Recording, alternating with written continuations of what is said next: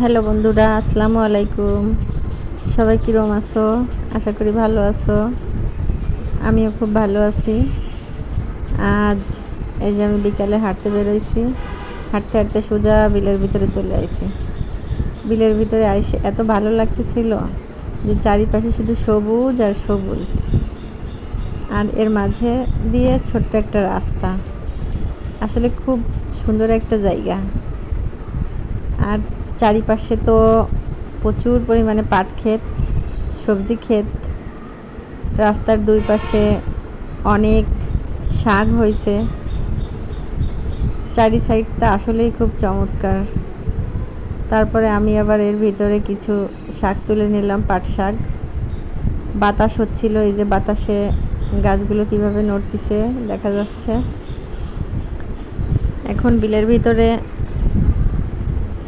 অনেকগুলো বাড়িও হয়ে গেছে। আগে কোনো বাড়িই দেখা যেত না, বর্তমানে অনেক বাড়ি হয়েছে বিলের মাঝখান দিয়ে। আমি মাঝে মধ্যে এইখানটায় আসি, আমার খুব ভালো লাগে। আরও গরম যে পরিমাণে পড়ছে, এই ফাঁকা জায়গাটা আসলে খুব বাতাস লাগে। আর অনেক বাতাস সবসময়, তো এমনি ফাঁকা জায়গায় সবসময় বাতাস হয় বেশি। আমি আস্তে আস্তে একটু লেট হয়ে গেল, সন্ধ্যার একটু আগেই আসছিলাম। এখানে আসার মনে হয় 5 মিনিট পরেই আজান দিছে, আবার একটু পরেই আমার বাসায় ফেরত যাওয়া লাগছে। এই যে রাস্তার দুই পাশে প্রচুর পরিমাণে শাক হয়েছে, এই যে একদম পা ডেবে যাচ্ছে পাড়া দিলে। এখানে বসাও যায়। আমি বসেছিলাম এখানে অল্প একটু সময়ের জন্য, বেশি সময় থাকতে পারিনি। আর এখান থেকে এই যে ভাবি অনেকগুলো শাক উঠাই নিচ্ছে।